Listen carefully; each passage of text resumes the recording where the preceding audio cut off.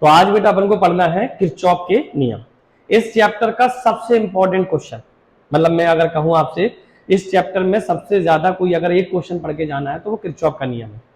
Kirchhoff के नियम के ऊपर न्यूमेरिकल भी पेपर में आ सकता है और ये किरचॉफ के नियम क्या होते हैं ये भी आ सकते हैं। तो पहले ये समझते हैं किरचॉफ के नियम होते क्या हैं और इसको क्यों दिया।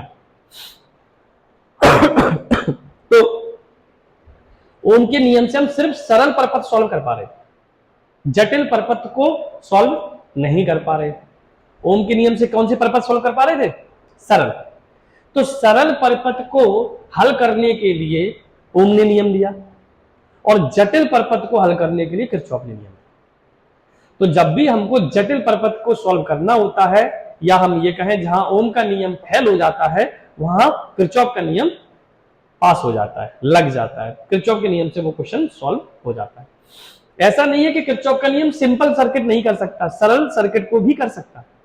कठिन कर सकता है तो सरल तो कर ही लेगा, पर सरल ओम के नियम से कर लेते हैं, सिंपल है। और जो ओम के नियम से नहीं होता वो किससे कर लेंगे? किरचॉफ के नियम से। तो विद्युत से संबंधित किसी विद्युत परपथ को हल करने के लिए, जटिल से जटिल परपथ हल करने के लिए किरचॉफ ने दो नियम दिए। कितने? दो नियम दिए। एक कहलाता है किरचॉफ का प्रथम नियम और एक कहलाता है किरचॉफ का सेकंड नियम। कितने नियम दिए? किरचॉफ ने जटिल परपथ को हल करने के लिए कितने नियम दिए? दो नियम दिए।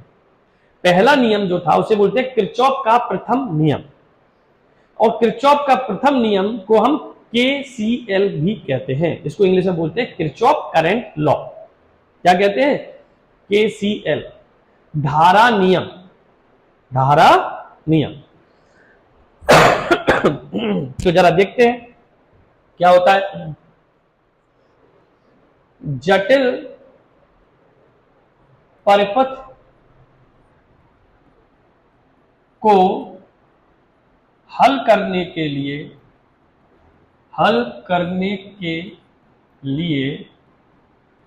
किरचॉफ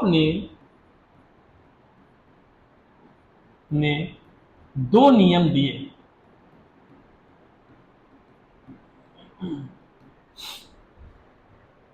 बात समझ में आई? जटिल परपथ को हल करने के लिए किरचॉफ ने कितने नियम दिए? दो नियम। तो एक है उनका किरचॉफ का प्रथम नियम। क्या है? किरचॉफ का प्रथम नियम। तो हेडिंग डालते हैं अपन किरचॉफ का प्रथम नियम। किरचॉफ के प्रथम नियम को किरचॉफ का धारा नियम भी कहते हैं। धारा नियम। और धारा नियम के अलावा इसे संधि नियम भी कहते हैं। संधि नियम इंग्लिश में Kirchhoff first law, Kirchhoff current law और जंक्शन लॉ। Junction law. अब ये क्या होता है जरा समझना। इन्होंने बहुत सिंपल तरीके से बोला, मान लो एक जंक्शन है। जंक्शन मतलब संधि। अच्छा, संधि के बारे में थोड़ा सा बता दे। जंक्शन उसे कहते हैं जहां तीन चार रास्ते आपस में कनेक्टेड हो, मतलब इधर से कुछ आए कुछ जाएं, कुछ आए कुछ जाएं, इस तरीके से एक जैसे बहुत सारे तार उनको आगे जोड़ दो, उसे जंक्शन कहते हैं। क्या कहते हैं? जंक्शन, संधि। क्योंकि वहां बहुत सारे तार आ रहे हैं, बहुत सारे तार जा रहे हैं। सुना होगा झांसी जंक्शन। क्यों सुना? झांसी में बहुत सारी ट्रेनें आती हैं और बहुत सारी ट्रेनें जाती हैं, तो उसे जंक्शन कहते हैं। क्या कहते हैं? जंक्शन। और इसको हिंदी में बोलते हैं संधि। तो इस संधि में उन्होंने क्या किया, इसमें उन्होंने बहुत सारे तार को कनेक्ट कर दिया। 1 2 3, हमने 3 ले लिए। कितने ले लिए? आप 4 भी ले सकते हैं, 5 भी ले सकते हैं, अनगिनत ले सकते हैं, आपकी मर्जी। तो इसमें मान लो I1 धारा आ रही है, I2 धारा आ रही है और I3 धारा जा रही है। मान लो इसमें 3 धारा हमने ले ली, कुछ आ रही है कुछ जा रही है, 5 भी ले सकते हैं, ज्यादा अच्छे समझना। तो किरचॉफ ने अपने प्रथम नियम में कहा इस संधि पर मिलने वाली समस्त धाराओं का बीजगणितीय योग 0 होता है। सिग्मा को बोलते हैं बीजगणितीय योग। क्या बोलते हैं इसको? समेशन है, ये बीजगणितीय योग के लिए होती है। किसका? धारा का। कहां पर? संधि पर। कितना होता है? शून्य। कितना होता है? शून्य। इसी को अपन को बस थ्योरी में लिखना है। किरचॉफ के प्रथम नियम के अनुसार किसी संधि पर मिलने वाली समस्त धाराओं का बीजगणितीय योग शून्य होता है। याद हो गया? किसी संधि पर मिलने वाली मतलब आने वाली और जाने वाली, मिलने वाली समस्त धाराओं का बीजगणितीय योग शून्य होता है। तो इस नियम के अनुसार, इस नियम के अनुसार किसी संधि पर मिलने वाली समस्त धाराओं का बीजगणितीय योग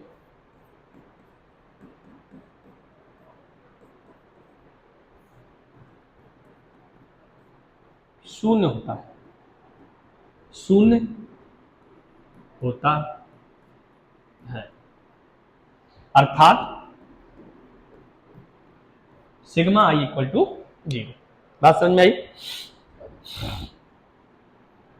सिग्मा आई इक्वल टू 0। अब इन्होंने कहा संधि की ओर आने वाली धाराओं को धनात्मक लेते हैं और संधि से दूर जाने वाली धाराओं को ऋणात्मक लेते हैं। तो यहां पर I1 आ रही है धन की, I2 भी आ रही है धनात्मक, I3 जा रही है ऋणात्मक। 3 ही थी, 5 होती तो 5 लेते, इक्वल टू 0। अब ये जो माइनस की है वो इधर चली जाएगी, तो कैसी हो जाएगी? कैसी हो जाएगी? प्लस। तो I1 I2 equal to I3। अब यहां ध्यान से देखो, I1 I2 कौन सी है? संधि की ओर आने वाली धारा है। I3 कौन सी है? संधि से दूर जाने वाली धारा। तो अपन यहां पे कह सकते हैं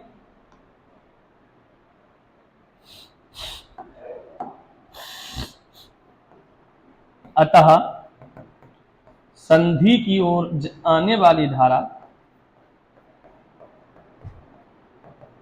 आने वाली धारा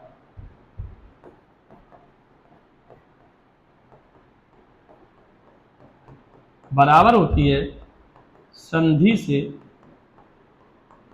दूर जाने वाली धाराओं। बताओ बात समझ में आई? आने वाली धारा बराबर होती है जाने वाली। यहां तक क्लियर है? प्रथम नियम में किसी को दिक्कत? जटिल परपथ को हल करने के लिए किरचॉफ ने विद्युत से संबंधित 2 नियम दिए। किरचॉफ का प्रथम नियम, जिसे हम धारा नियम या संधि नियम के नाम से भी जानते हैं। इस नियम के अनुसार किसी संधि पर मिलने वाली समस्त धाराओं का बीजगणितीय योग शून्य होता है अर्थात सिग्मा इक्वल टू 0। आने वाली धाराएं धनात्मक लेते हैं, जाने वाली धाराएं ऋणात्मक लेते हैं, तो आने वाली धाराएं जाने वाली धाराओं के बराबर हो जाती है।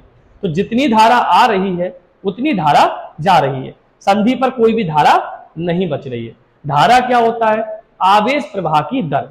इसका मतलब जितना आवेश आ रहा है उतना आवेश जा रहा है, संधि पर कोई आवेश नहीं बच रहा है। इसका मतलब ये आवेश संरक्षण के नियम का पालन करता है।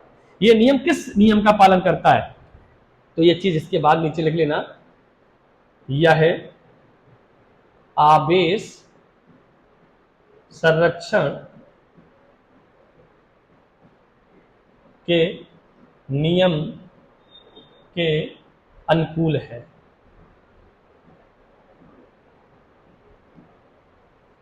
आवेश संरक्षण के नियम को फॉलो करता है। बात समझ में आ गई? क्लियर है? अब अपन पढ़ेंगे किरचॉफ का द्वितीय नियम। प्रथम नियम में किसी को दिक्कत? चल अब आते हैं बात द्वितीय नियम की। किरचॉफ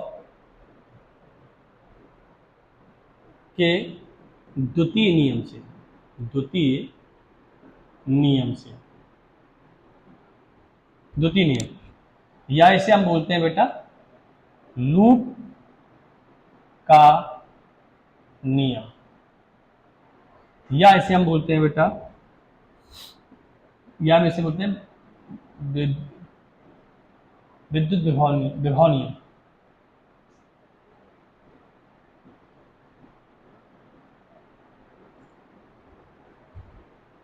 विभव नियम बोले या वोल्टेज नियम बोले, एक ही बात है ना। किरचॉफ के द्वितीय नियम को हम लूप नियम या द्वितीय नियम के नाम से जानते हैं। चलिए तो सुने। अच्छा, इसको याद रखना, इस चीज को इंग्लिश में याद कर लेना इस चीज को। इसे हम धारा नियम तो कहते हैं, लेकिन इसको हम केसीएल के नाम से जानते हैं, केसीएल, है ना। आज समझ में आई? Kirchhoff current law, Kirchhoff current law. और इस लॉ को हम केवीएल के नाम से जानते हैं। किसके नाम से? KVL, Kirchhoff voltage law, Kirchhoff voltage law. ठीक है, आगे बात समझ में क्लियर? चलिए तो अब अपन समझते हैं इसमें क्या बोला इन्होंने।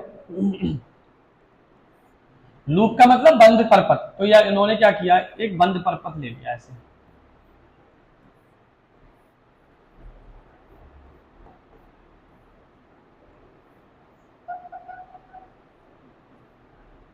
इसका प्रतिरोध R1, इसका R2 और इसका R3, इसका विद्युत वाहक बल E1, इसका E2, और ये धारा हमारी जो है वो I1 और ये I2 और ये I1 प्लस I2, क्योंकि आने वाली धारा जाने वाली के बराबर, तो I1 आ रही, I2 आ रही, तो दोनों का सब इधर जाएगा। तो इस नियम के अनुसार उन्होंने क्या समझा, ध्यान से सुनना बेटा। किरचॉफ का जो सेकंड नियम है, किरचॉफ का द्वितीय नियम है, ये फर्स्ट नियम से ज्यादा इंपॉर्टेंट है, क्योंकि इसी से हम न्यूमेरिकल सॉल्व करेंगे। किरचॉफ ने इस नियम में बताया, किसी परिपथ में बहने वाली धारा, ध्यान से सुनना, किसी परिपथ में बहने वाली धारा और उसके संगत प्रतिरोध, उसके संगत प्रतिरोध का गुणनफल का बीजगणितीय योग उसमें लगे कुल विद्युत वाहक बल के बराबर होता है। विद्युत वाहक बल को इसे प्रदर्शित करता है। ये किरचॉफ का द्वितीय नियम है, ये किरचॉफ का द्वितीय नियम है। क्या हो गया? किसी परिपथ में बहने वाली धारा और उसके संगत प्रतिरोध, संगत इसलिए बोल रहा हूं, धारा ये I1 बह रही है, तो ये नहीं कि I1 का गुणा R2 से कर दो, R3 से कर दो, नहीं, I1 का गुणा जिसमें प्रवाहित हो रही है उसी से करना। I1 अगर R1 में से जा रही है तो R1 का करना, I2 R2 से जा रही है तो R2 का करना। समझ गए? ये नहीं कि I1 का इससे कर दो, इसका इससे कर दो, नहीं। तो हमने बोला ना संगत, संगत मतलब जो उसके साथ में है, जो उसके में से वो प्रवाहित हो रही है। किसी बंद परिपथ में बहने वाली धारा उसके संगत प्रतिरोध के गुणनफल का बीजगणितीय योग उस परिपथ में लगे कुल विद्युत वाहक बल के बराबर। तो इसको कैसे याद करेंगे? इस नियम के अनुसार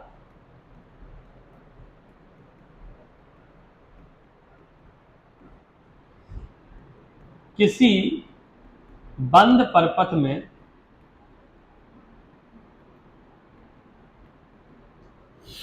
बहने वाली धारा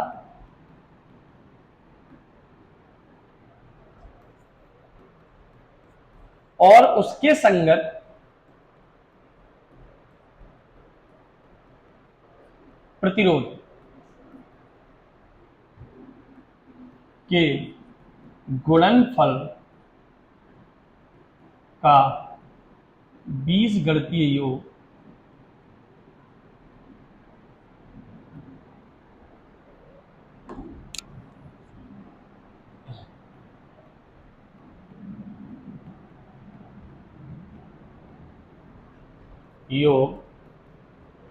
उस परिपथ में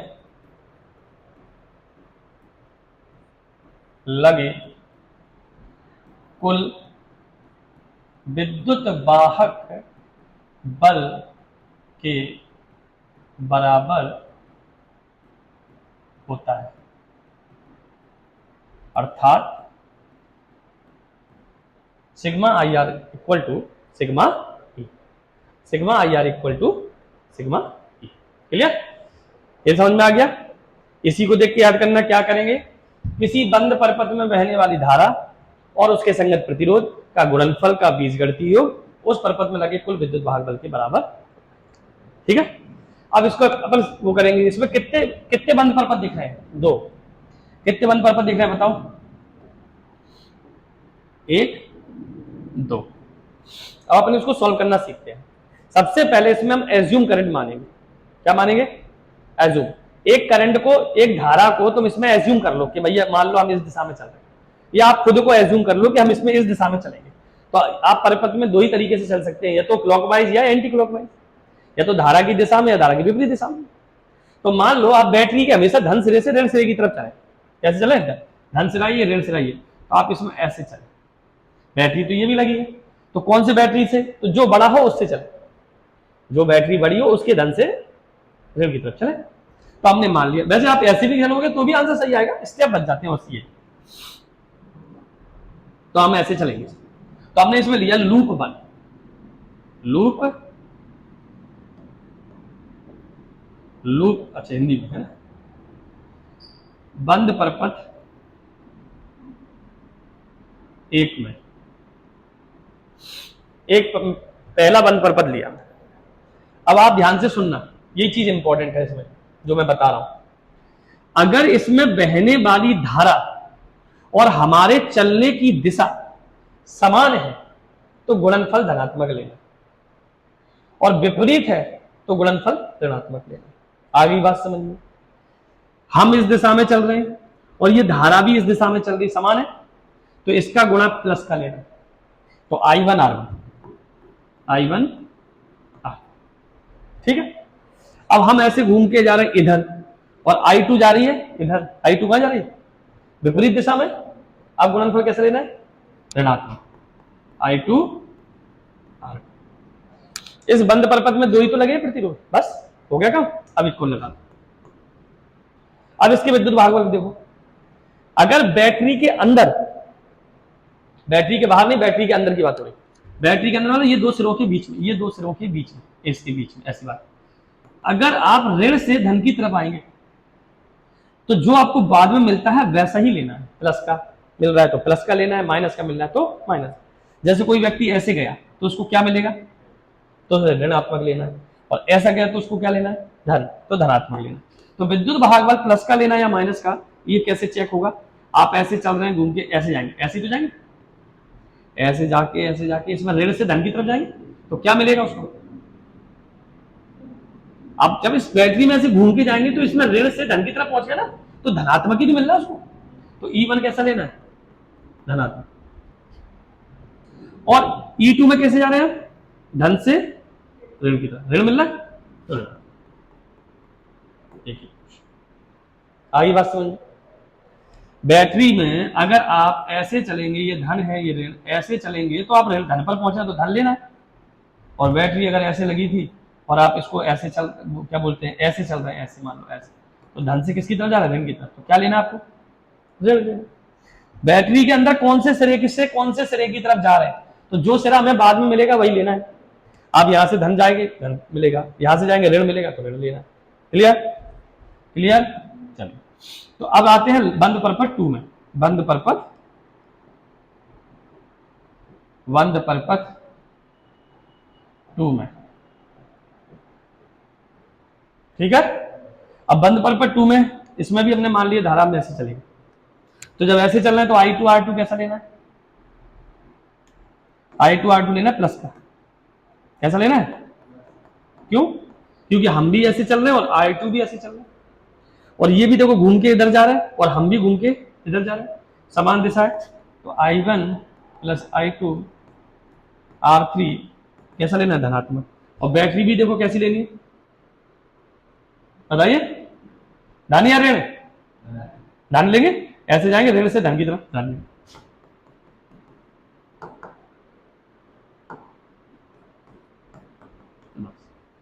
ये हमारी 2 इक्वेशन बन गई है। इसमें हमारे में I1 I2 अननोन होगा, बाकी का सब गिवन होगा, तो इन दोनों को सॉल्व कर लेंगे। 10th क्लास में एक्स वाई सॉल्व करते थे तो वहां से I1 I2 आ जाएगा। और यहाँ तो हमें सॉल्व नहीं करनी, तो हमने मेथड सिखाया, न्यूमेरिकल में सॉल्व करना है। न्यूमेरिकल आएगा तो सॉल्व करना, भी कराऊंगा मैं, है ना। तो इसे हम कहते हैं किरचॉफ का द्वितीय नियम। इसमें बात हो रही है वोल्टेज की। किसकी हो रही है? वोल्टेज। और वोल्टेज क्या होता है? कार्य बटे समय, कार्य बटे आवेश। तो इसमें कार्य की बात हो रही है। कार्य क्या होता है? एनर्जी। तो ये ऊर्जा, वो आवेश संरक्षण के नियम के अनुकूल था, ये किसके अनुकूल है? यह नियम ऊर्जा संरक्षण के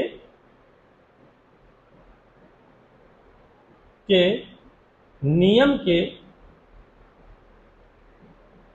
अनुकूल है।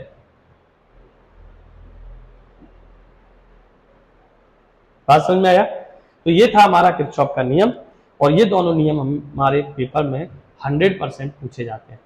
बात समझ में आ गई? चलिए अब आप इसको लिख लीजिए।